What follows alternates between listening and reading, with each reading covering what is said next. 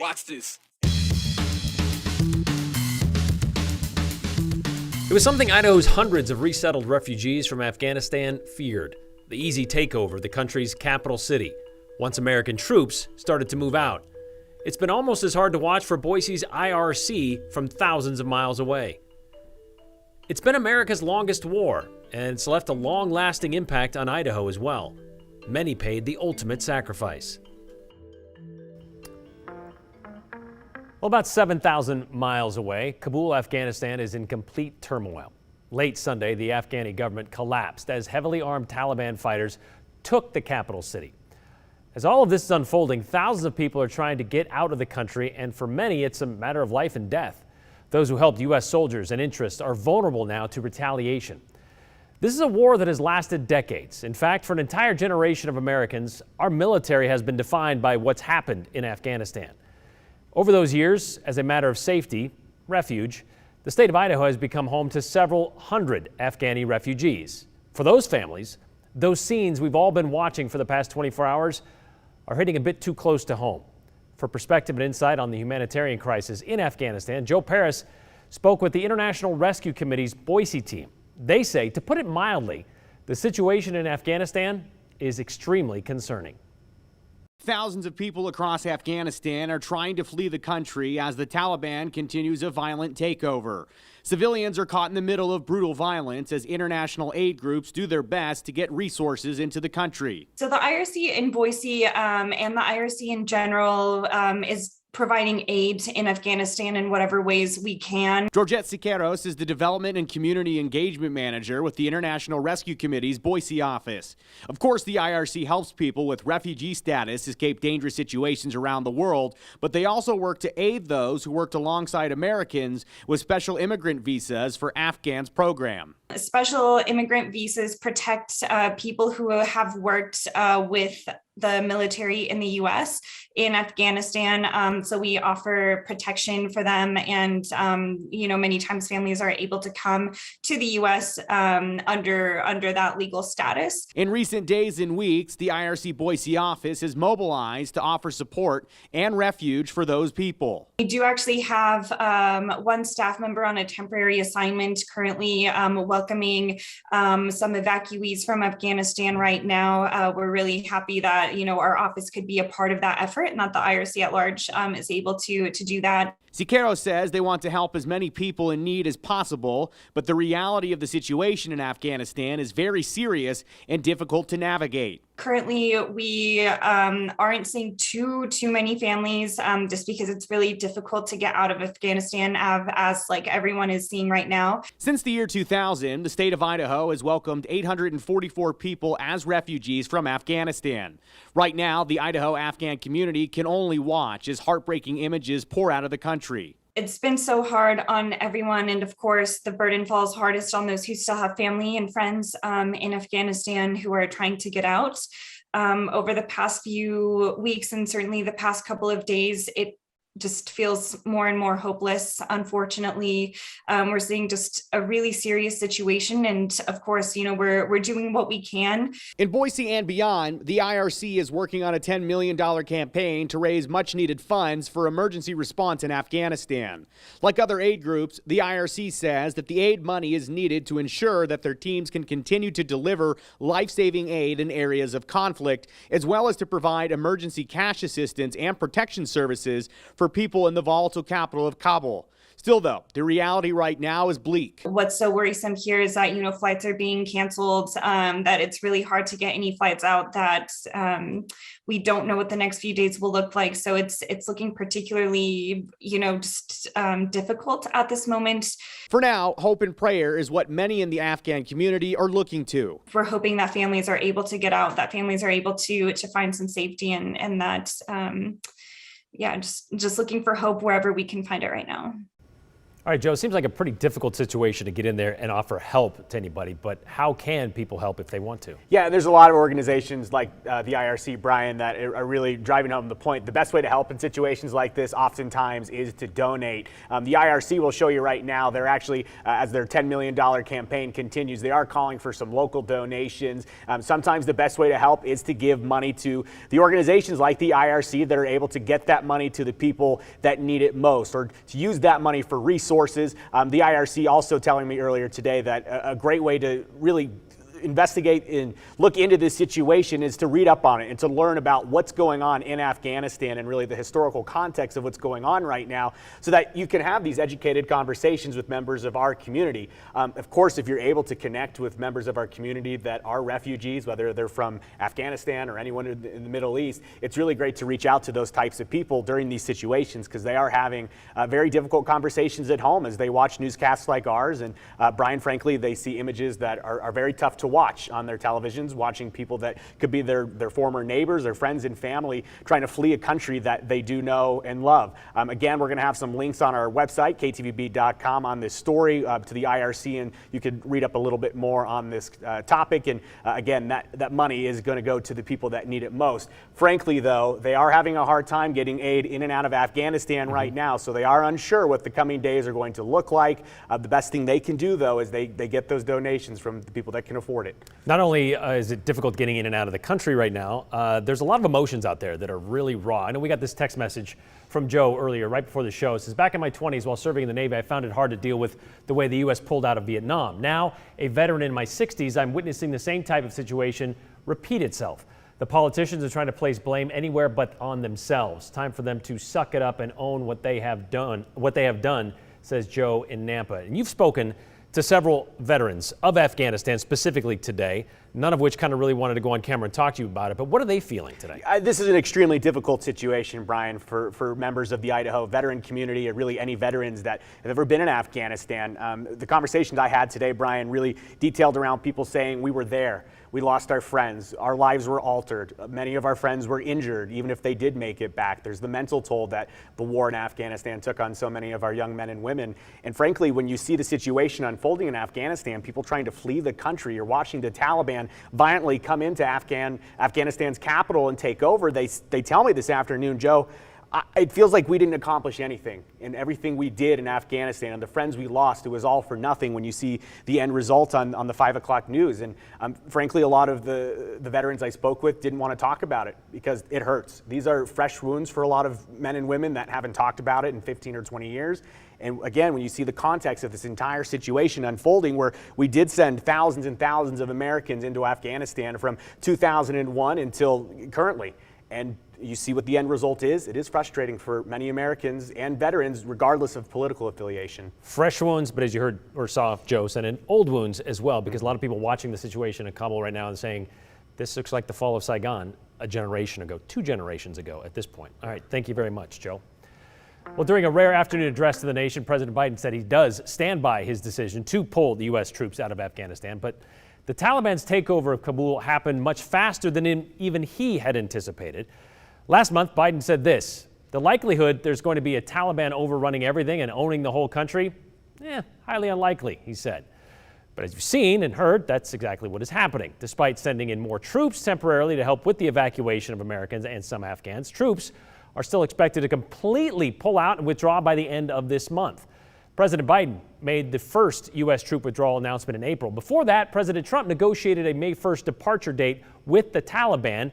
We did reach out to Senator Jim Risch, so this is kind of overcome or stretched over a couple of campaigns, And so we reached out to Senator Jim Risch, who is a ranking member of the Senate Foreign Relations Committee. And in a statement, he calls it a rushed and political decision to withdraw. One without consideration of our counterterrorism priorities. Risch believes this departure will allow Afghanistan to serve as a future platform for terrorist attacks. A failure to guarantee America's safety, he says. And the worsening situation at the Kabul airport only highlights how little thought the Biden administration put into taking care of American interests. President Biden and his administration must answer for this disaster. It didn't have to be this way. And once again, it did go over multiple administrations. But then again, America first, right? It may not have had to be this way, according to Risch, but it seems Biden and Trump agreed it did have to end sooner rather than later. You can read Senator Risch's full statement on our website at ktvb.com.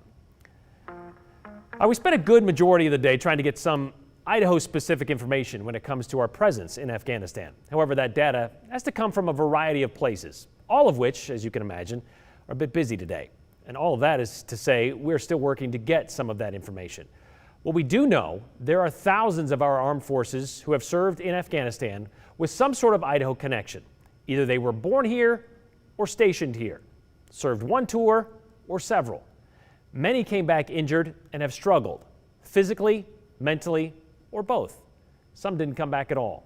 And they were fathers, brothers, husbands, uncles, sons, and friends. Let us never forget the Idahoans who never made it home from the combat mission in Afghanistan, America's longest war.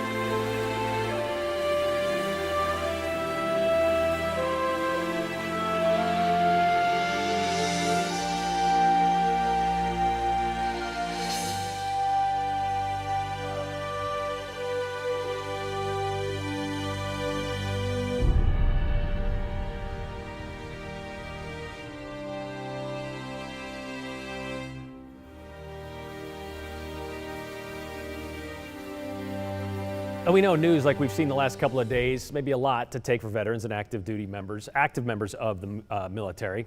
For those that are in the mode of feeling like it was all for nothing with all this pulling out of Afghanistan right now. We want you to know if you are struggling, there are resources available to help get you through this, including the number there on your screen, the National Veterans Crisis Line, 1-800-273-8255. It is a free, anonymous and confidential phone call for anyone, even if you're not registered with the VA or enrolled in VA healthcare.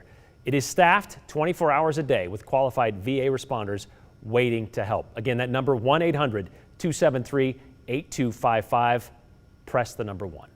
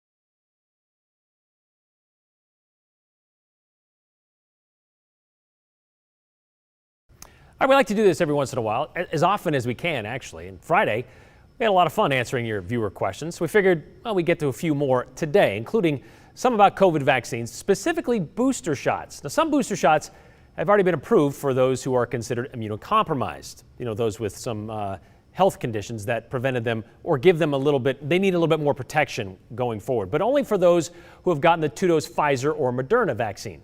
So Les texted in and asked this question. Okay, so what about the people who received the 1-shot Johnson & Johnson vaccine? How do they get a second shot? Maybe it's a booster to that one.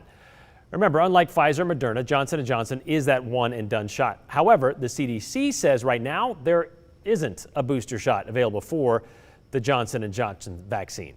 The reason is there's not enough data to suggest it would actually be effective, but that could change soon. The CDC is conducting studies to determine how efficient a booster shot would be in immunocompromised people who got the Johnson & Johnson vaccine. So stay tuned for that. Paul from Boise asked this question.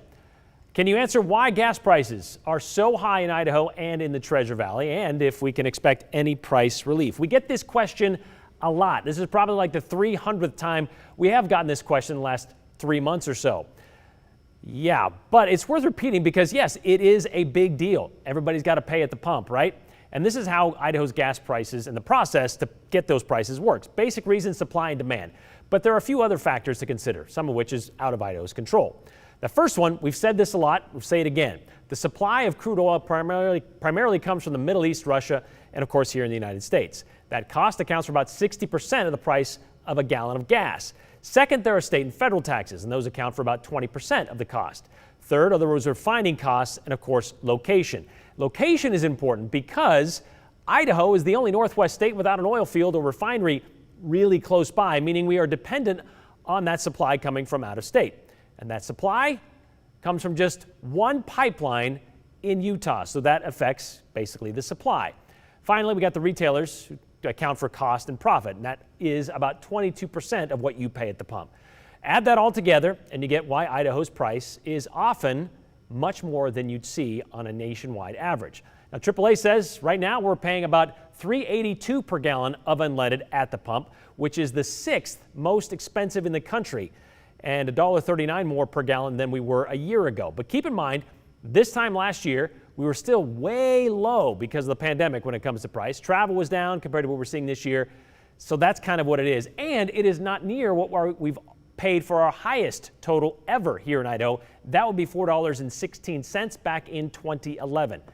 But keep sending us your questions. You want to do that? Here's the number. It's on the screen. Use it frequently and use it wisely. And we'll try to answer your question on another show.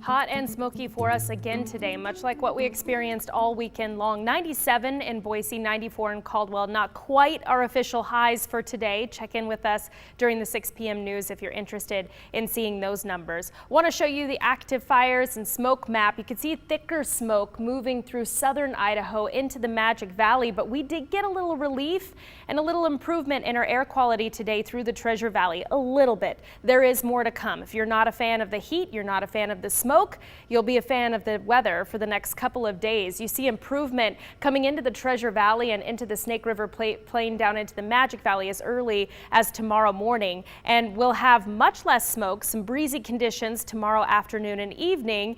It is worth mentioning, though, that we won't be smoke-free all week long. This is improvement that lasts for about 24 hours, and then we have times of some patchy smoke that'll still drift throughout this entire week. It's still the thick of wildfire season. Some cooler air that's dropping in as well. That's our weather broom that's going to come in and sweep things out and start to change up our conditions. Still some isolated showers and storms that are tracking through southwest Idaho toward the Magic Valley this evening. There will be another chance for storms, very isolated again into tomorrow evening as well. And you'll see that reflected here in the 7-day forecast. 20% chance for the Treasure Valley. Not everybody sees it, but maybe somebody will. And cooler temperatures in store for Wednesday with highs in the mid 70s. You can always find a fresh forecast at ktvb.com. All right, an overwhelming abundance of doom and gloom in the news cycle lately. One right after the other, and sometimes one on top of another. And while we hate to always be a Debbie Downer, our job means we can't always be a Pollyanna either. But sure, it can be a lot. So we've been on the lookout for things that are a little bit out of the ordinary, quirky things that we can use in this show to break up what often feels like, well, a lot of bad news. So today we got lucky and found something that did make us smile. Hopefully it will for you as well. We saw this as we were browsing our Idaho Weather Watchers Facebook page. Not really a sign so much as it is more of a bumper sticker actually, but it's still pretty good and we're going to roll with it. I hope something good happens to you today is what somebody put up in their back window. Jacob Norbeat said he saw this on a parked car near the Stanley Baking Company and Cafe up in Stanley. A good reminder that no matter where you are from, what you happen to believe, being kind can be universal. And it's something we can always be better about doing with each other. Plus, you never know how your kindness is going to change someone's day. So give it a shot. In a world where you can be anything, as the saying goes, be kind. And please keep sending us the things you find out there that make you happy so we can continue to share them with everyone else here in the 208, and we hope it'll make others smile as well. You can contact us here on Facebook, on Instagram, on Twitter, and of course you can email us, the208@ktvb.com.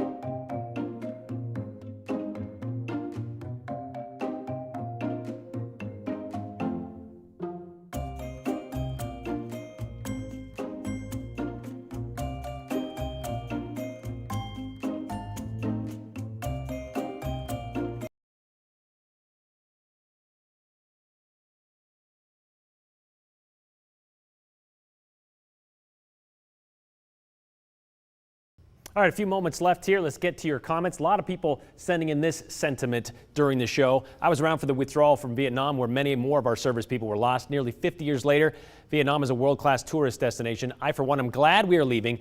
This was a conflict that we were never going to win. Just ask the Russians how it went for them.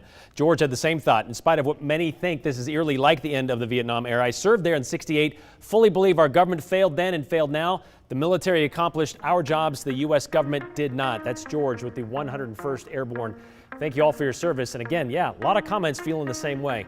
We'll see you tomorrow.